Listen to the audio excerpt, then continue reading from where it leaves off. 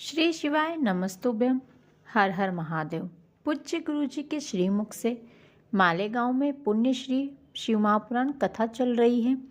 आज मालेगांव में हो रही शिव महापुराण कथा का तीसरा दिन है।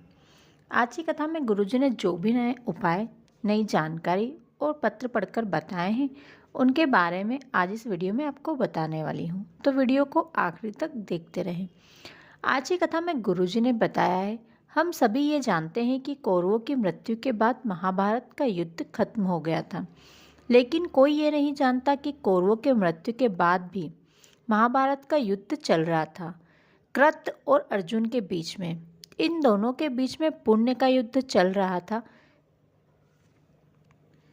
इसी से जुड़ी आज की कथा में गुरुजी ने कथा सुनाई है।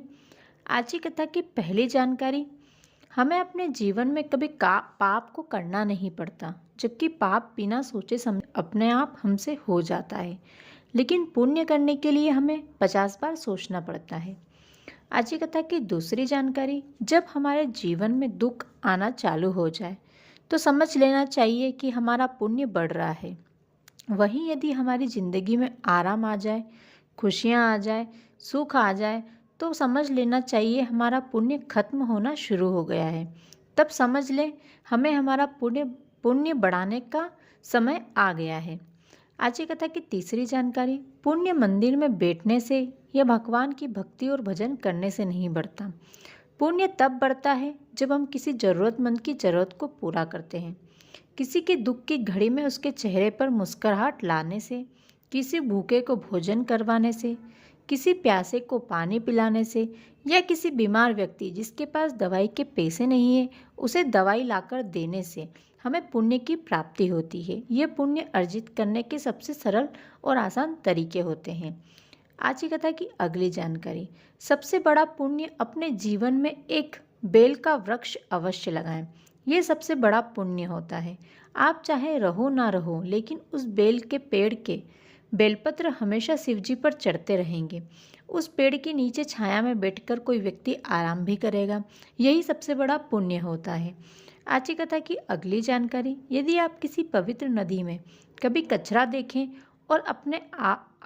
और यदि आपने उस कचरे को बाहर निकालकर कहीं और फेंका है, तो यह भी एक तरह का पुण्य होता है। आप अपने पुण्य को अर्जित करते हैं। आज की कथा की अगली जानकारी, यदि कहीं शिव महापुराण कथा हो रही है, तो यदि आप वहाँ की भोजनशाला में बैठकर पूड़ी की लोई लेकर अपने हाथों में गोल गोल घुमाती हैं, तो आपके हाथों की लकीरों में जितने भी पाप होते हैं वे सब धुल जाते हैं और आप पुण्य को अर्जित करते हैं। आज की कथा की अगली जानकारी, अपने जीवन में कभी किसी का दिल ना दुखाना, यह भी पुण्य होता है।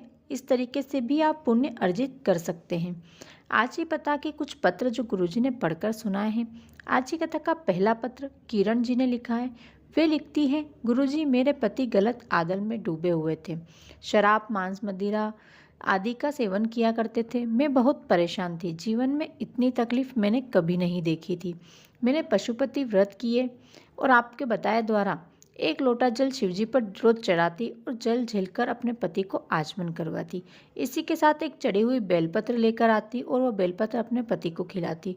और आज मेरे पति ने सभी बुरी आदतें छोड़ दी है। आज हमारा परिवार खुशियों से भर चुका है। बाबा ने हम पर कृपा करी है और हम यहाँ कथा में बाबा को धोख लगाने आए हैं। आज की कथा का दूसरा पत्र रत्ना जी ने जलगांव से लिखा है। वे लिखती हैं, गुरुजी, मेरे पति को जब डॉक्टर ने पेट का कैंसर बता दिया तो हम सभी घर वाले बहुत परेशान हो गए। उसके बाद मेरी माँ और सासू माँ ने मुझे शिव भक्ति करने को कहा। तभी से मैं शिव भक्ति में डूब गई और शिव जी की सेवा करने लगी। तब बाबा से कहती, बाबा, क्या आप अपनी बेटी का सुहागमन नहीं रखोगे, सुहाग को बनाए नहीं रखोगे? और 1 लोटा जल चढ़ाकर झेल कर लाती और चढ़ी हुई बेलपत्र लेकर आती और अपने पति को देती। बाबा की ऐसी कृपा हुई कि कोई ऑपरेशन करवाने की ज़रूरत नहीं पड़ी और मेरे पति बिल्कुल ठीक है। हम यहाँ कथा में धोख लगाने के लिए आए हैं। आज की कथा का तीसरा पत्र वंदना जी ने जलगांव से लिखा है। वे लिखती हैं, गुरुजी, मेरे पति की अचानक बहुत तबीयत खराब हो गई। हम उन्हें हॉस्पिटल में ले गए और वहाँ डॉक्टर ने उन्हें एडमिट किया। जब जांच करवाई तब पता चला कि उनके शरीर में 85% नमूनिया फैल चुका है। किडनी और लीवर सभी ने अपना काम करना बंद कर दिया है। डॉक्टर ने हमें 48 घंटे का समय दिया और कहा, इस समय हमने कुछ कर लिया तो ठीक, नहीं तो कुछ भी हो सकता है, कुछ कह नहीं सकते। तब मैंने सीहोर के रुद्राक्ष को रात भर तांबे के लोटे में गलाकर रखा और सुबह वो जल बाबा को चढ़ाया और उस जल को झेल कर लाकर अपने पति को दिया। उसके बाद जब उनकी जांच करवाई तो जोश नॉर्मल आई और मेरे पति अब बिल्कुल ठीक है और हमारे साथ हैं। हम कथा में बाबा को धूप लगाने के लिए आए हैं। आज की कथा का चौथा पत्र किसी ने जलगांव से लिखा है। वे लिखती हैं, गुरुजी, मेरे पति को शराब की बहुत बुरी आदत थी। हमारे घर में सुख शांति खत्म हो चुकी थी। हमारा पूरा परिवार कर्जे में डूब चुका था। हमारे सर पर बहुत अधिक मात्रा में कर्जा हो गया था। हमारे घर में कोई तीज त्योहार नहीं मनाया जाता था। हर समय हमारे घर में कलेश बना रहता था, लड़ाई झगड़े होते थे। फिर एक बार मैंने आपकी कथा सुनी और उसके बाद से ही मैं शिव मंदिर जाने लगी। शिव जी की भक्ति करती, सेवा करती। मेरे परिवार वाले मुझे ताना मारते थे कि क्यों सीहोर वाले महाराज के चक्कर में पड़ रही है, लेकिन फिर भी मैंने किसी की बात नहीं सुनी और लगातार शिव मंदिर जाती रही, एक लोटा जल चढ़ाती रही। कुछ देर वहीं बाबा के पास बैठती और बैठकर अपने मन की बात बाबा से करती। मुझे वहाँ बैठकर बहुत ही सुकून मिलता था, बहुत ही शांति मिलती थी और बहुत अच्छा लगता था। एक बार मेरे पति की अचानक बहुत अधिक तबीयत खराब हो गई। हॉस्पिटल में उन्हें एडमिट किया तो डॉक्टर ने हमें बताया कि उनकी तबीयत बहुत खराब है, उनकी हालत बहुत ख़राब हो चुकी है। इनका ठीक होना नामुमकिन है, लेकिन अगर ये शराब की पीना छोड़ दे तो इनका ठीक होना थोड़ा सा उम्मीद मान सकते हैं। फिर मैं शिव मंदिर गई, शिव जी को जल चढ़ाया और एक चढ़ी हुई बेलपत्र लाकर अपने पति के हाथ में दी और वहीं उसी समय हॉस्पिटल से ही मेरे पति ने बेलपत्र को हाथ में लेकर शराब न पीने की कसम ली और तब वहीं से शराब छोड़ दी। अभी तक गुरुजी मेरे पति ने शराब को हाथ नहीं लगाया और शराब नहीं पी है। हमारा परिवार सुख है, शांति है, हमारा सारा कर्जा चुक चुका है। हमारा परिवार बहुत प्रेम से रह रहा है और हमारे घर में सभी खुशी खुशी रह रहे हैं। हम यहाँ बाबा को धूप लगाने के लिए आए हैं। पांचवा पत्र धूलिया से लिखा है किसी ने। वे लिखती है, गुरुजी, मेरे बच्चे ने 7 साल से एक शब्द नहीं बोला था। फिर उस बच्चे की माँ ने 3 बार पशुपति व्रत किए, रोज शिवजी पर जल चढ़ाकर झेलकर अपने बच्चे को पिलाती और एक चढ़ी हुई बेलपत्र उस बच्चे को खिलाती। और 7 साल के बाद उस बच्चे ने बोलना प्रारंभ किया। मेरी खुशी का ठिकाना नहीं है, मैं बता नहीं सकती बाबा ने मुझे क्या दिया है। बाबा ने मुझ पर कृपा करी। मैं अपने बच्चे के साथ यहाँ कथा में बाबा को धूप लगाने के लिए आई हूँ। आज की कथा का छठा पत्र।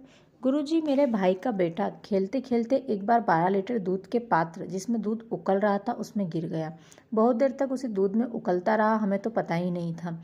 जैसे ही हमें पता चला हम तुरंत उसे डॉक्टर के पास ले गए। उसका पूरा शरीर जल चुका था, केवल उसका चेहरा कुछ हद तक बचा था। डॉक्टर ने उसके इलाज में 10 लाख रुपए का खर्चा बताया। हम तो चाय की टपरी लगाने वाले थे। हमने कहा चाहे दुकान बेचनी पड़ जाए लेकिन बच्चे को पहले बचाएंगे। एक समय ऐसा आया कि उसकी तबीयत बहुत अधिक बिगड़ गई, सांसें तक उसकी रुक गई। डॉक्टर ने हमें बताया कि उसके प्राण नहीं है, उसमें सांसें नहीं हैं, वो सांस नहीं ले रहा है।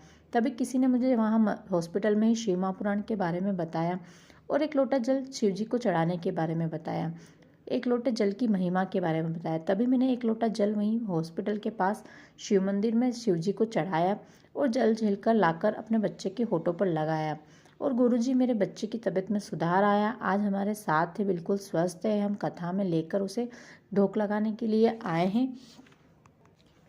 आज की कथा में गुरुजी ने अपनी अगली आने वाली कथा की जानकारी दी है। गुरुजी की अगली कथा 2 जनवरी से 8 जनवरी तक होने वाली है। यह कथा बालोदा बाजार के कोकड़ी गांव में होने वाली है। इस कथा को गुरुजी ने आशुतोष शिव महापुराण कथा नाम दिया है। इस कथा में गुरुजी भगवान शिव के आशुतोष रूप के बारे में बताने वाले हैं। इसके अलावा इस कथा में बेलपत्र के पेड़ के नीचे हल्दी वाले जल का उपाय भी गुरुजी हमें सबको न बताएंगे।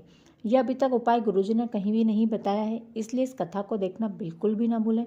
यदि आप इस कथा में जाना चाहते हैं तो मैं अपने चैनल पर इसका वीडियो अपलोड करूंगी कि आप इस कथा में कैसे जा सकते हैं। साथ ही कथा की संपूर्ण जानकारी कि वहाँ पर क्या व्यवस्था है, क्या खाने की व्यवस्था है, कैसे रहने की, सोने की, सभी व्यवस्था के बारे में उस वीडियो के माध्यम से आप सभी को बताऊंगी।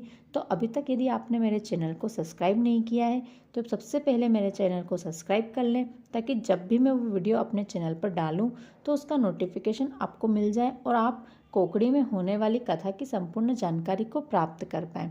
तो दोस्तों ये थी आज की कथा की विशेष जानकारियाँ।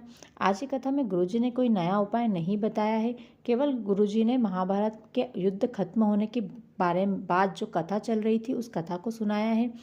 तो यदि आज का वीडियो आपको थोड़ा भी अच्छा लगा हो तो वीडियो को लाइक कर दें, साथ ही वीडियो को ज़्यादा से ज़्यादा शेयर करें ताकि जो भी आज की कथा सुन नहीं पाए हैं तो अपना समय बचा सकें और इस छोटे से वीडियो के माध्यम से आज की संपूर्ण कथा का रसपान कर सकें।